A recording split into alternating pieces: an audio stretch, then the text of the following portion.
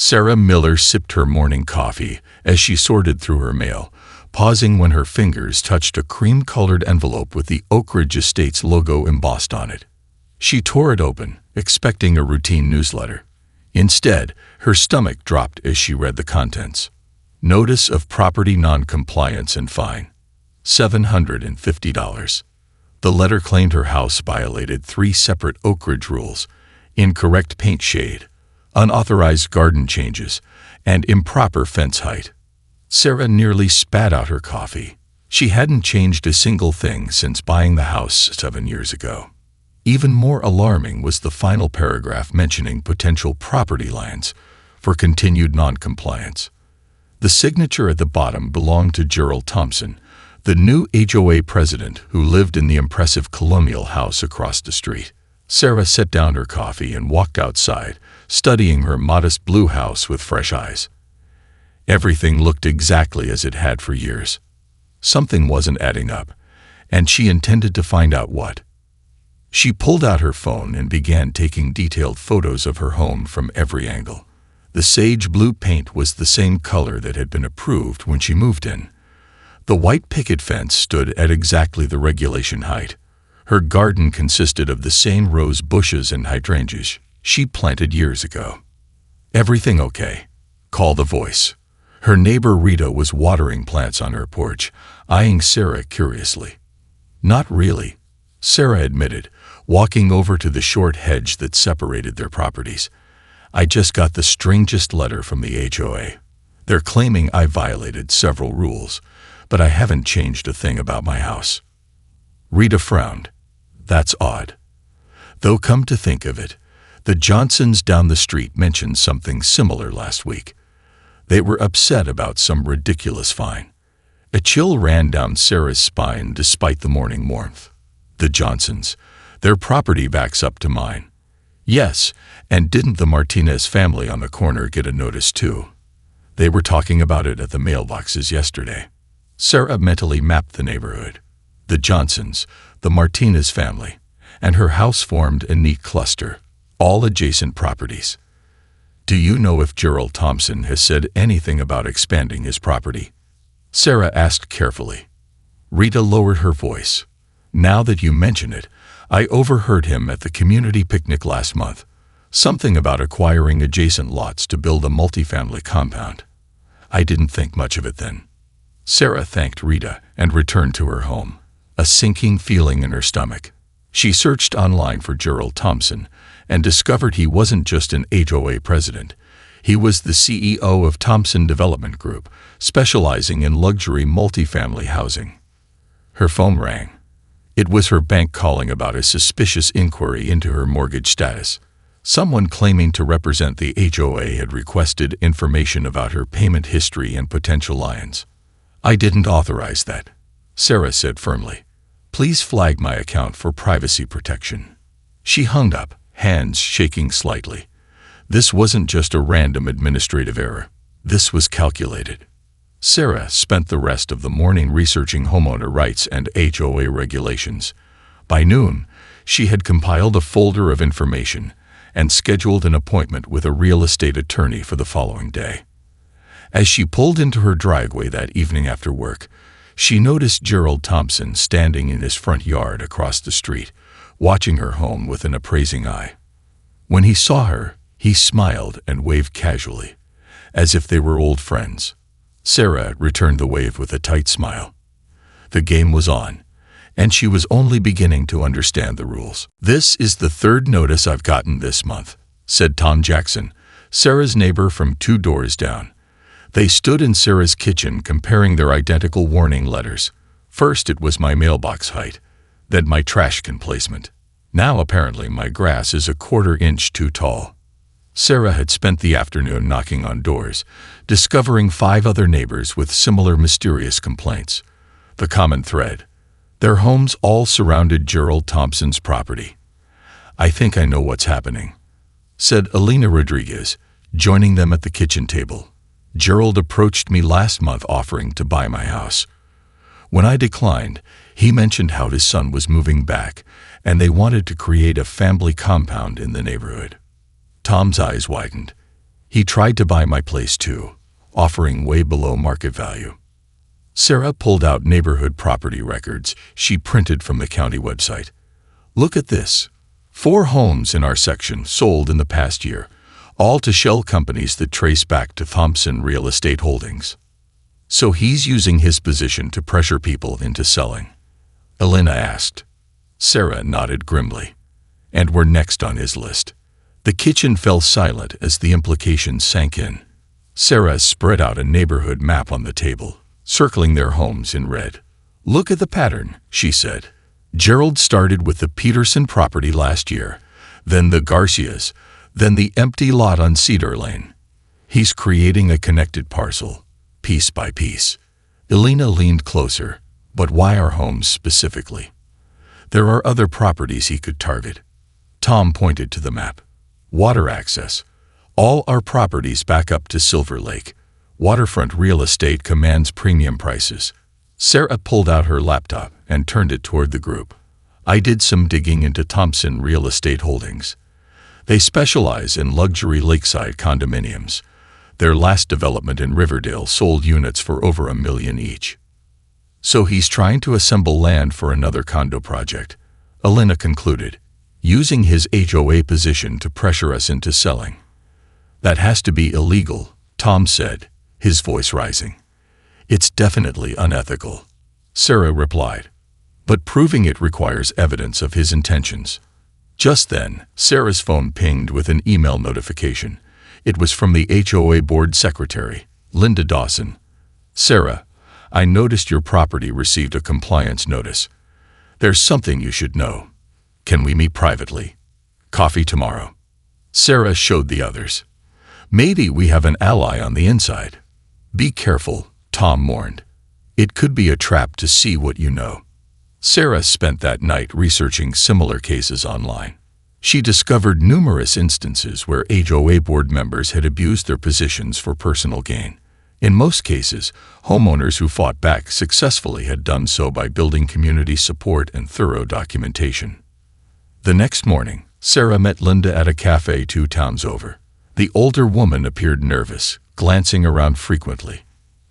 I've been the board secretary for 8 years, Linda explained quietly. Things changed when Gerald became president 6 months ago. He personally reviews all property inspection reports and has overruled our professional management company multiple times. Only for certain properties? Sarah asked. Linda nodded. He keeps a map in his office with highlighted parcels. Your home is one of them. When I questioned him about targeting specific homeowners, he said he was improving neighborhood uniformity. Do you have any documentation of this? Sarah asked. Linda slid a USB drive across the table. Board meeting minutes, emails, the original inspection reports that show your properties were actually in compliance. I've made copies of everything. Sarah's heart raced. Why are you helping us? Linda's eyes hardened. My sister lost her home in a similar scheme in Oakdale. By the time she realized what was happening, it was too late. I won't stand by and watch it happen again. As they parted ways, Linda gripped Sarah's arm. Be prepared. Gerald doesn't just have money. He has connections. The mayor is his golf partner, and he donated heavily to the county commissioner's campaign. This won't be an easy fight. Sarah drove home, the USB drive secure in her pocket, determination building with every mile. Gerald Thompson might have power and connections, but he had underestimated the community he was trying to dismantle. The monthly HOA meeting buzzed with unusual energy as Sarah and her neighbors filed in. Gerald Thompson sat at the center of the board table, his expression cool and professional as he called the meeting to order. When Sarah's turn to speak arrived, she approached the microphone with a folder of documentation. I'd like to address the recent notices sent to my property, she began, laying out photos showing her home's unchanged appearance over 7 years. Gerald barely glanced at her evidence. The Standards Committee has determined your property doesn't meet current guidelines, he stated flatly. But these guidelines weren't distributed to homeowners, Sarah replied. And interestingly, only certain homes are receiving these notices. A muscle twitched in Gerald's jaw. "We inspect properties randomly. If you're unsatisfied, you're welcome to sell and move elsewhere." His gaze held hers a beat too long. The room temperature seemed to drop. Sarah noticed several board members shifting uncomfortably, but no one challenged Gerald. As she returned to her seat, Gerald smiled thinly. "Next on our agenda, approval for the new landscape design around my property, extending to the corner lot." Sarah exchanged knowing glances with her neighbors. The battle lines had been drawn. The meeting continued with Gerald smoothly guiding each agenda item toward his preferred outcome. When he introduced a proposal to increase the HOA's legal budget for enforcement actions, Sarah noticed several board members looking uncomfortable but remaining silent. Just as the meeting was wrapping up, Michael Chen raised his hand. "I have a question about the selection process for property inspections." Gerald's pleasant expression flickered briefly. "That's not on tonight's agenda. It relates to the budget we just discussed." Michael pressed. "According to HOA bylaws, inspections should be conducted quarterly and affect all properties equally. Yet records show 72% of recent inspections targeted just one section of the neighborhood." A murmur spread through the room. Gerald tapped his gavel. "The board has discretion on inspection priorities. Does that discretion extend to inspecting properties you've made offers to purchase?" Elena called out from her seat. The room fell silent. Gerald's knuckles whitened around the gavel. "That's a serious accusation without evidence."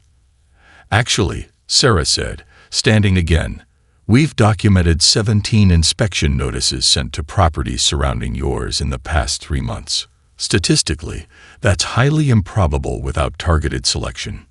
A board member named James cleared his throat. "Perhaps we should review the inspection process at next month's meeting." "There's no need," Gerald said firmly. "Our management company handles inspections professionally. Now, if there's no other business." "Point of order," called an elderly man from the back, whom Sarah recognized as a retired judge. "According to our bylaws, if 5 members request a special review committee, the board must establish one." Gerald's smile vanished completely. "That's an outdated provision. It was reaffirmed last year," the judge countered. "I helped redraft it." Sarah watched as 5 homeowners, including herself, raised their hands in succession. Gerald's eyes darted around the room, calculating his options. "Fine," he finally said. "We'll establish a review committee. Volunteers can submit their names to the secretary." He abruptly adjourned the meeting. As people filed out, Gerald approached Sarah directly, his voice low enough that only she could hear. "You're making a mistake turning this into a public spectacle. Some battles are best handled privately." "Is that a threat or an offer?" Sarah asked calmly. "Consider it friendly advice," Gerald replied. "Everyone has something they value. For you, it's this house. For others, it might be their reputation, their job, their relationships. Think carefully about what you're risking." He walked away before she could respond, leaving an implicit threat hanging in the air between them. Outside in the parking lot, Sarah's neighbors gathered around her. "Did you see his face when we called for a review committee?" Tom said with a grin. "This isn't over," Sarah cautioned. "He just changed tactics. Things might get worse before they get better." As if on cue, her phone buzzed with a text from an unknown number. "Check your mailbox." Inside was a formal notice that her property taxes were being reassessed due to an anonymous tip about undisclosed improvements. The battle was indeed escalating. "He can't just take our homes," Michael Chen said, pacing Sarah's living room, where 12 neighbors had gathered the following evening. As a real estate attorney, Michael brought valuable expertise to their growing alliance. "Technically, he's not taking them. He's pressuring us to sell," Sarah clarified, distributing copies of the HOA bylaws she'd highlighted. "But look at Section 5.3. Board members must recuse themselves from decisions where they have personal financial interest." Elena raised her hand. "My cousin works at the Chronicle. She says this kind of story, prominent businessmen using position of power against everyday homeowners, would definitely get coverage. Media attention could help, Michael agreed, but we need concrete evidence of his intentions. Sarah smiled and pulled out her laptop. Already working on it. I've been tracking every notice, every affected home, and how they all connect to Gerald's property. The pattern is undeniable. Mrs. Jenkins, the oldest resident in their group, spoke up. I've lived here 23 years. No way I'm letting that man bully me out of my home. Count me in. One by one, they committed to the plan. Document everything. Learn the legal boundaries, build community awareness, and prepare to stand their ground. Together. Sarah's living room became their command center over the next few days. A detailed map of the neighborhood covered one wall with property lines, ownership information, and Gerald's acquisition pattern clearly marked. Another wall displayed timeline charts showing the correlation between rejected purchase offers and sudden HOA notices. We need more than just correlation, Michael advised as they reviewed their evidence. We need to prove intent. Without that, it's just circumstantial. What about Linda's USB drive? Elena asked. Sarah connected it to her laptop and projected the contents on the wall. These are internal HOA emails where Gerald specifically identifies our properties for enhanced enforcement. And look here, a draft development proposal showing a luxury condominium complex exactly where our homes currently stand. That's our smoking gun, Tom said excitedly. Michael tempered their enthusiasm. It helps, but we need to verify these documents are authentic. Gerald could claim they're fabricated. I've been thinking about that, Sarah said. What if we could get him to admit his intentions on record? The room fell silent as she outlined her idea. It was risky but potentially decisive. They spent the next hour refining the plan, assigning roles, and preparing contingencies. The next morning, Sarah's phone rang. It was her boss. Sarah, I need to see you in my office immediately. When she arrived at work, a stern-faced HR representative was waiting alongside her manager. We've received a complaint that you've been using company resources for personal legal matters, her boss said. Sarah felt her stomach drop.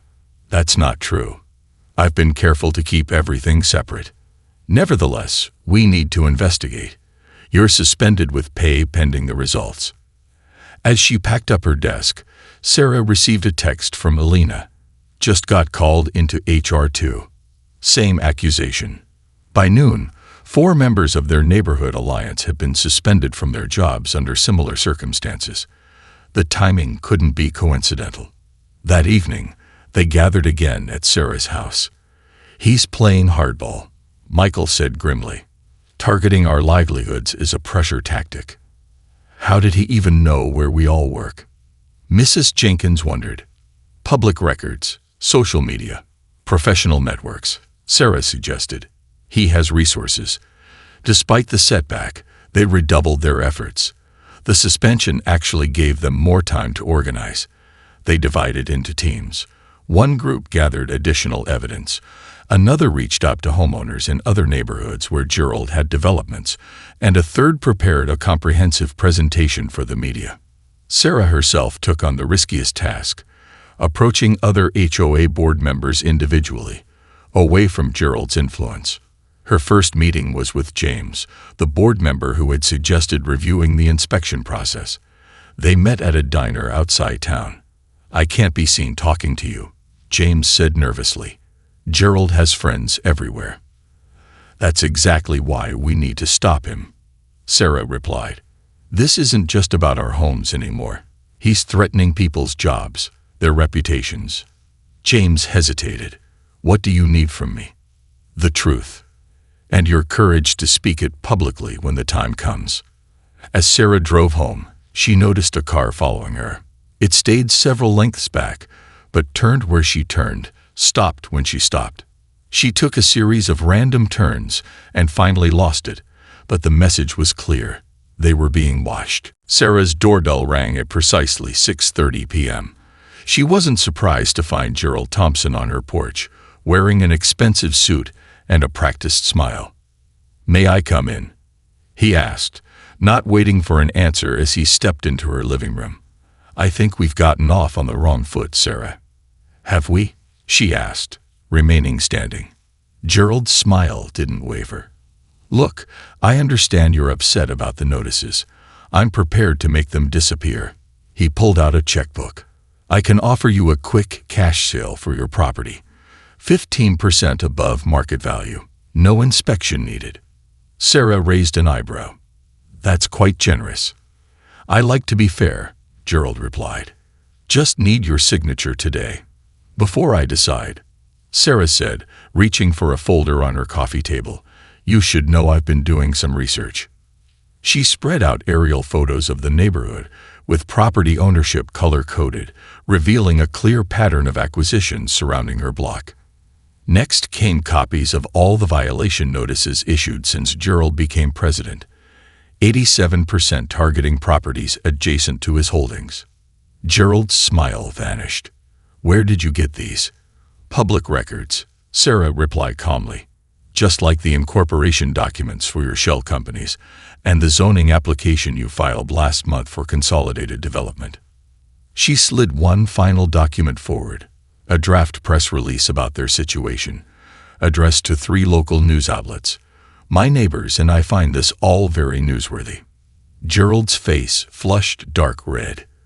"You have no idea who you're dealing with." Sarah met his gaze. "Actually, I think I do. And now so does everyone else." Gerald stood abruptly, pocketing his checkbook. "You're making a serious mistake." "The mistake was thinking you could intimidate me into selling my home," Sarah replied calmly, "or that you could threaten my job without consequences." A flash of surprise crossed Gerald's face. "I don't know what you're talking about." "The complaints to my employer came from an email address registered to Thompson Holdings," Sarah said, not very careful for someone so meticulous about hiding his tracks. Gerald's expression hardened. "You can't prove anything." "I don't need to prove it to you," Sarah said, "just to the right people."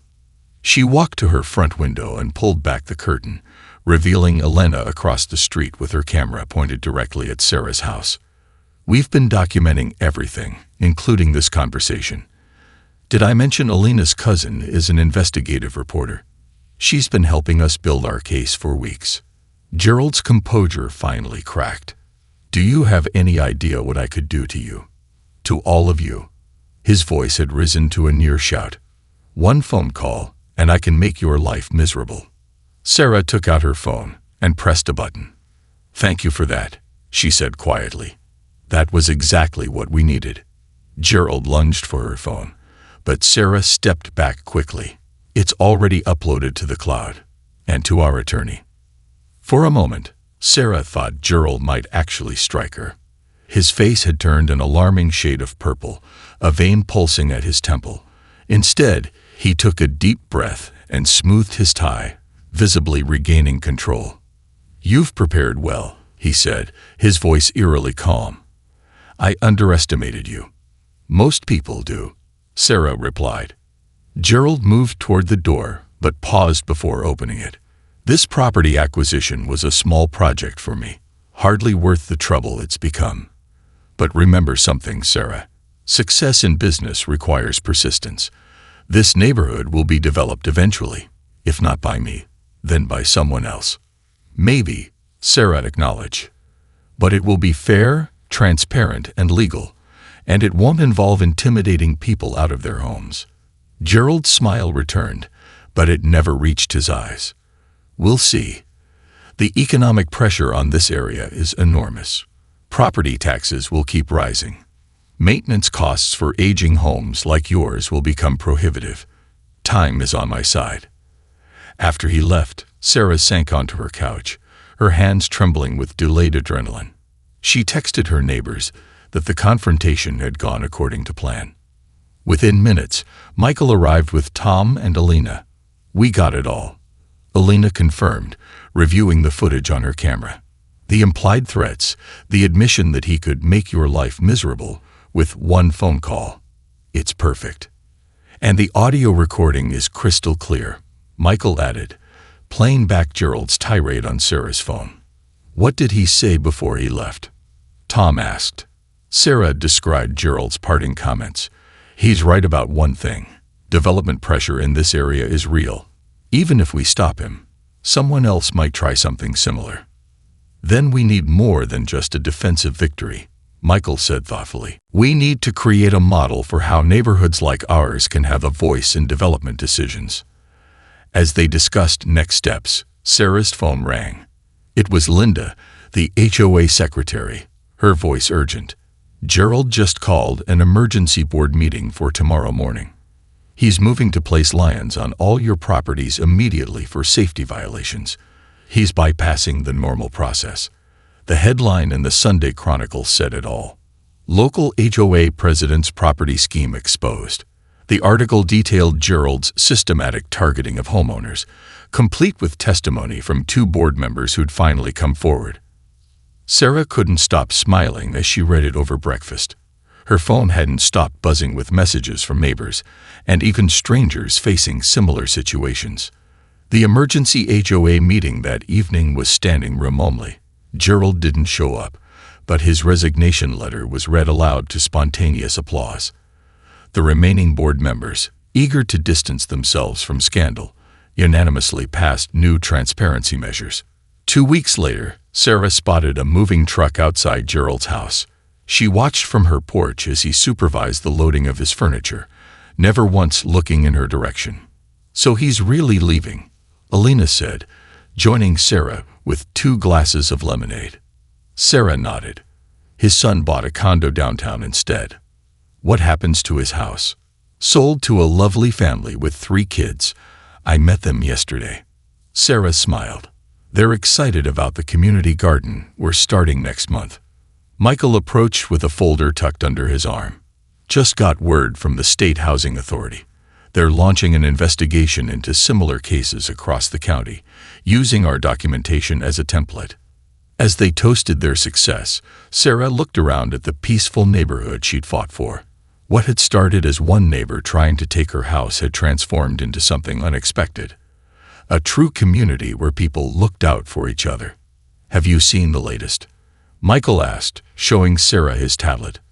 On screen was a news article about 3 other neighborhoods that had adopted what was being called the Oak Ridge model, a set of HOA reforms ensuring transparent governance and protections against predatory development.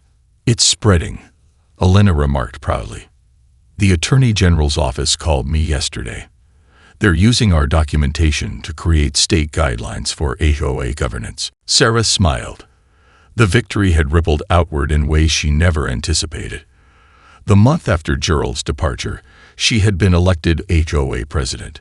Her first action was establishing a neighborhood development committee, where homeowners collaborated with responsible developers on plans that served everyone's interests.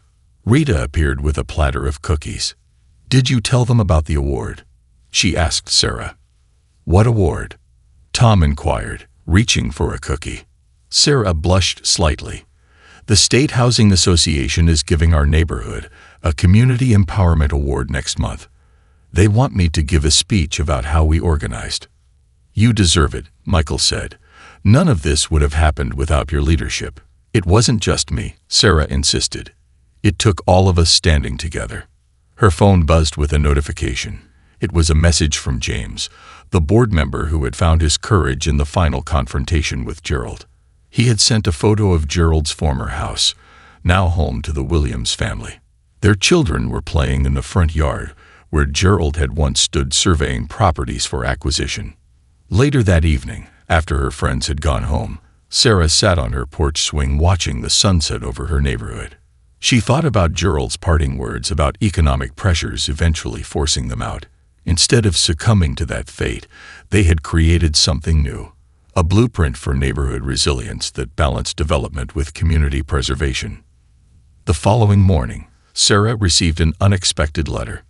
The return address showed a law firm in a neighboring state. Inside was a brief note from Gerald Thompson. Ms. Miller, while I still believe my development would have benefited the area, I acknowledge your community's right to determine its own future. Your organization and leadership were impressive. My new projects will incorporate community input from the beginning. Reluctant respect, GT. Sarah placed the letter in the folder containing all their documentation from the ordeal. It wasn't an apology, but it was recognition that their approach had merit even from someone who had fought against them. As she walked to her car for work, Sarah waved to Mrs. Jenkins, who was tending her garden, Tom, who was walking his dog, and the Williams children waiting for their school bus. Her home wasn't just a house anymore. It was part of something larger, something they had all created together. The most valuable property, Sarah realized, wasn't the houses themselves, but the connections between the people inside them. That was worth fighting for, and something no scheme could ever take away.